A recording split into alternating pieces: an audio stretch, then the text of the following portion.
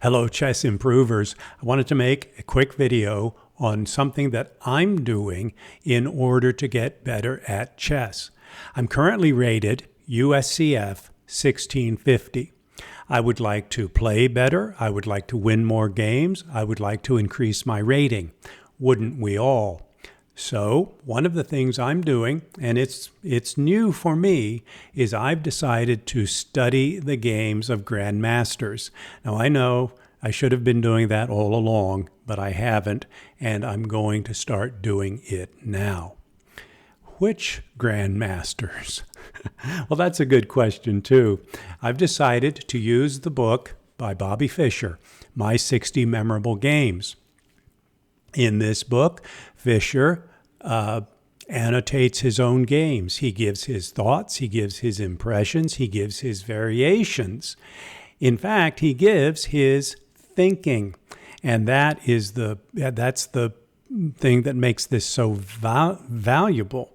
Now, also, Bobby Fischer included personal anecdotes in here, and it really adds a personal touch. For example, in 1959, in the interzonal tournament in Portorož, Slovenia, Bobby Fischer comments on his game with Petrosian that Bobby offered a draw, and he says that he really shouldn't have done that was improper for him to do that. The game was Petrosian's, and it was up to Petrosian to offer the draw. He also comments in the 1959 Mar del Plata tournament that after his game with Pilnuk, which he won, by the way, that Najdorf comes up to Bobby and chides him over missing a particularly strong move. So even though Bobby won the game, nevertheless, Najdorf was going to tease him in a friendly manner. So these little comments add even more to the greatness of the book, in my opinion. So this is the book I'm using, and I'm going to study the games of Bobby Fischer. Now, how am I going to do that? One approach would be simply to sit down, play through the game, and read Bobby's notes. I'm taking a little bit different of an approach. What I'm going to do is I'm going to first study the game on my own. Now, I'm a 1650 player. So any study that I do, any analysis that I do about the game is going to be only to a certain level. Some of my analysis would be good, some of it would be bad.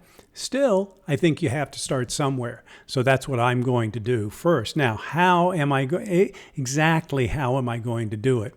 Well, I've decided to do something that might be a little bit controversial.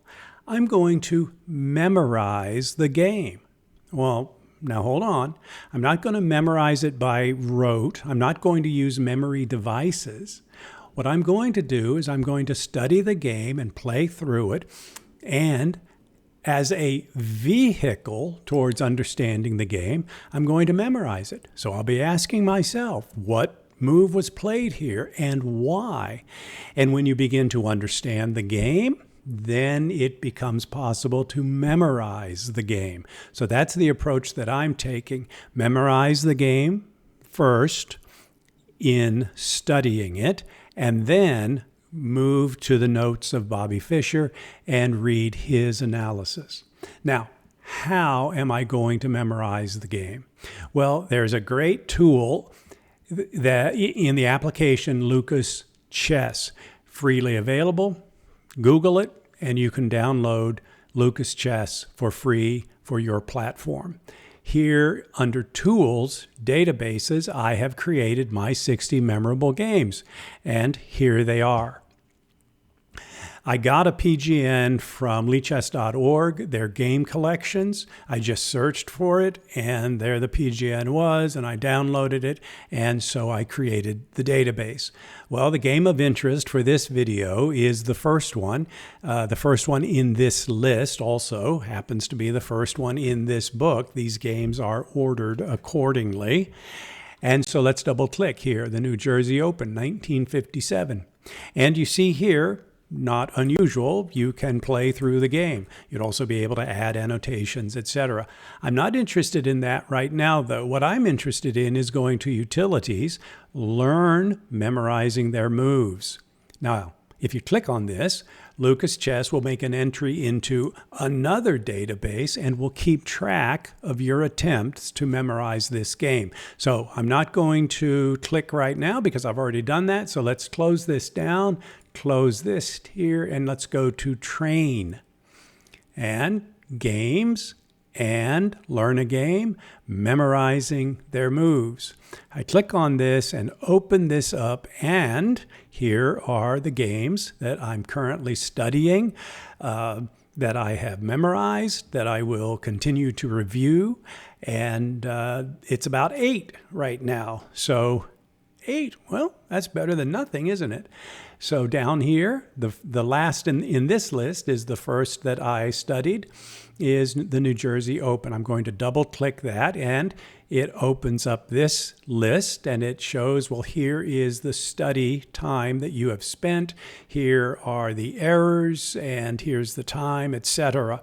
Now, I have used this remove key, this remove function quite a bit. So this honestly is not the entire list. But let's click Train, and it brings up this new try dialog, and it offers a second board. The second board is a prompting board, and you can set this for any number of moves ahead. And if you're having trouble figuring out what the current move is, then you can look to the prompting board and you can say, well, that's the future position. I wonder what the move is then. I'm not going to use that feature right now, so I'm going to leave this at 0. Which side do you want to play? Initially, I was only playing Bobby's side, but I decided no, I want to do both. So I have white and black selected. And how do you want the board oriented? Well, I want to play Bobby's side, as it were. So I want white on the bottom. So that's what I'll select here.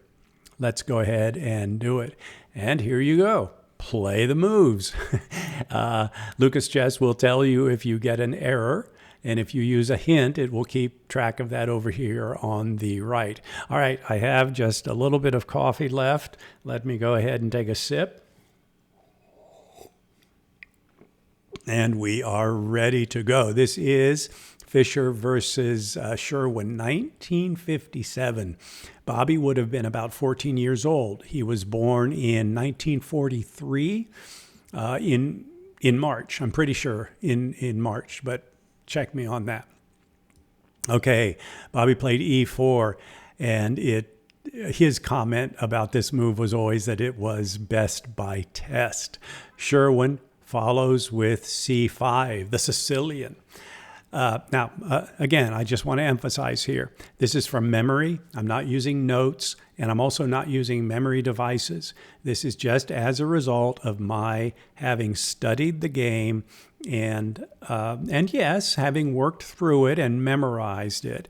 But again, no devices, no notes, just trying to recall the game. My comments, I'm not going to comment about everything. I'm not going to go into any depth. I'm just demoing what I'm doing here. All right, Bobby plays knight f3, not to be unexpected, of course, and Sherwin plays the move e6.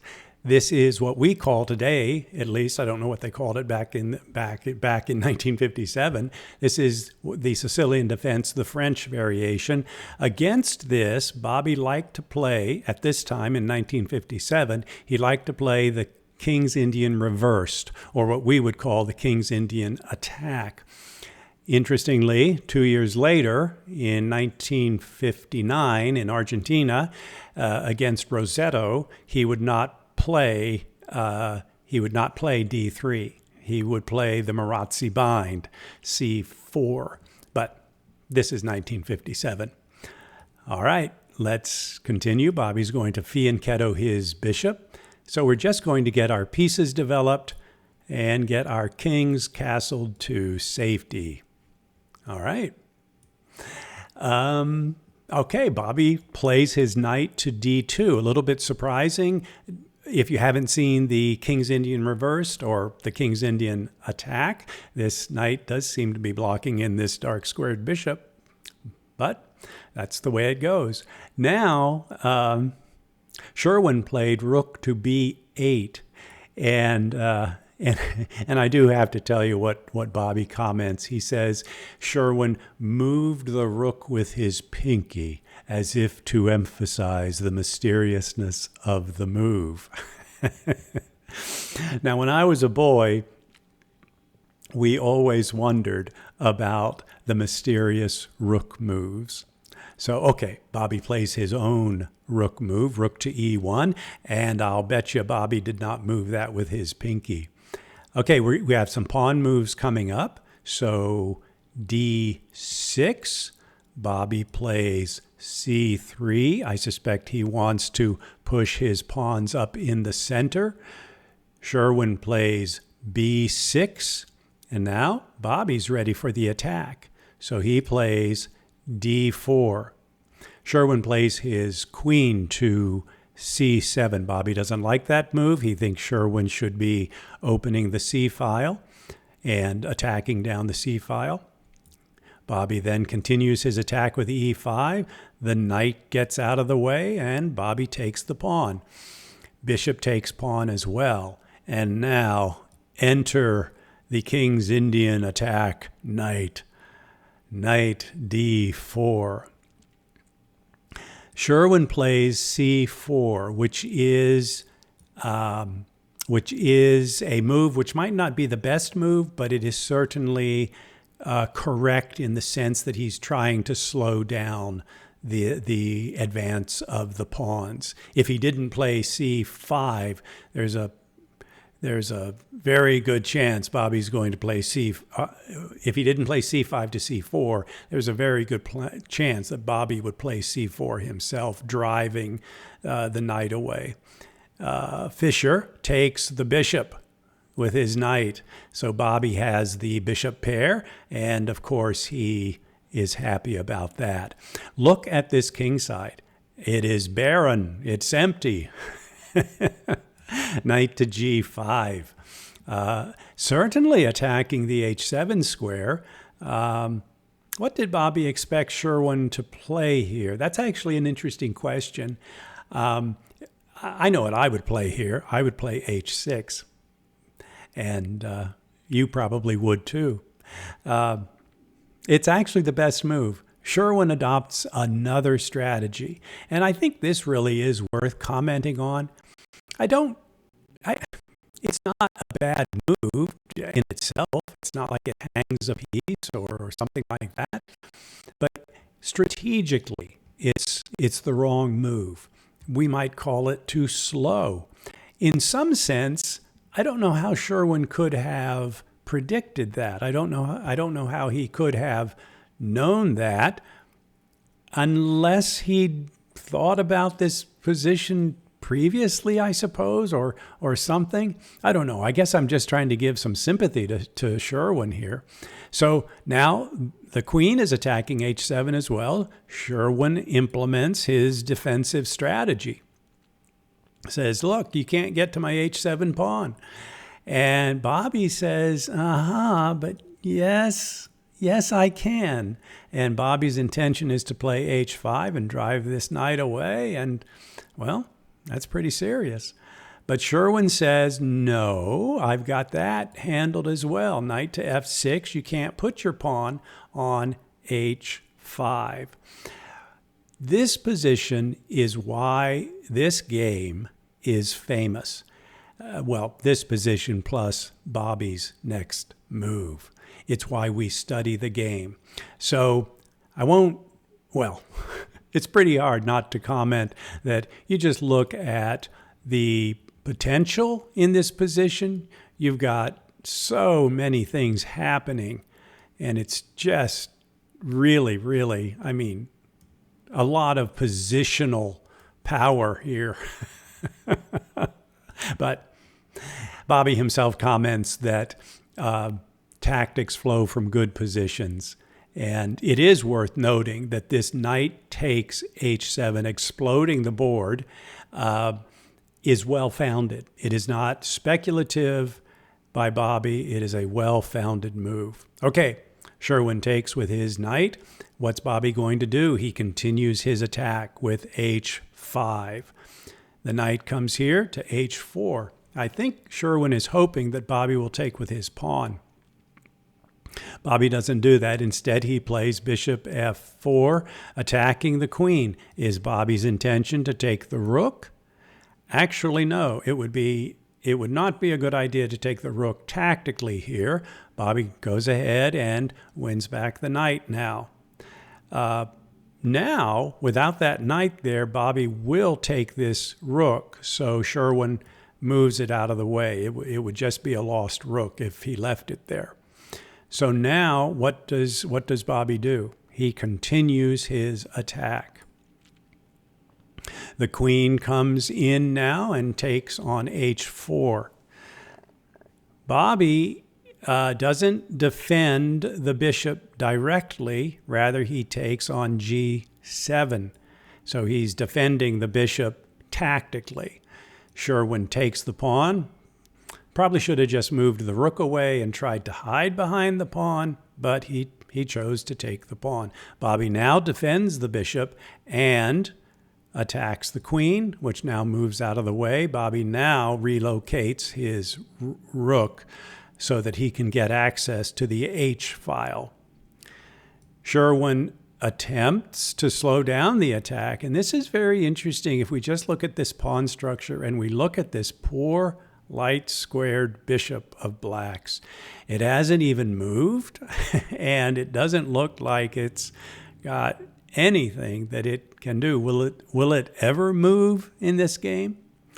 Well, does Bobby play the bishop to e5 and give check? Not yet. Bobby moves the rook onto the H file, driving the queen away, and now Bobby gives the check with the bishop. The knight comes in and blocks, and Bobby relocates the queen so that she can come into the battle on g5. All right, the king now tries to get out of the way.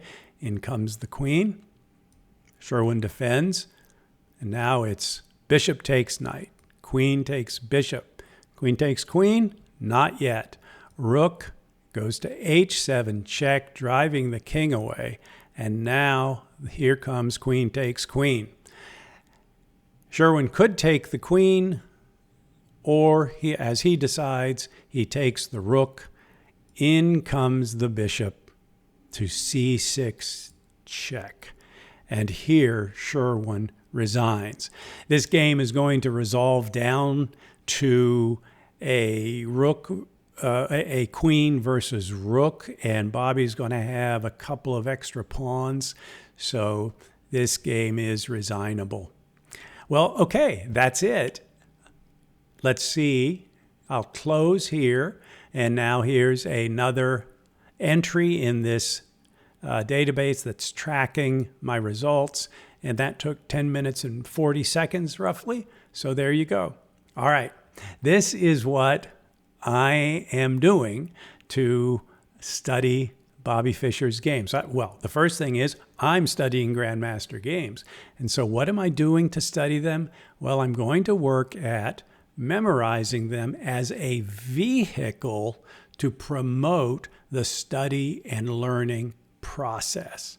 And then I'm going to go and look at Bobby's notes. So that's going to be my approach. Will it work? The goal is to win more games. The goal is to increase my rating. Will it work? I don't know, but we'll see. Well, I hope you enjoyed this. I hope you got something out of it. And if you liked it, go ahead and hit the thumbs up, and go ahead and subscribe if you'd like. And I hope to see you again soon. Bye.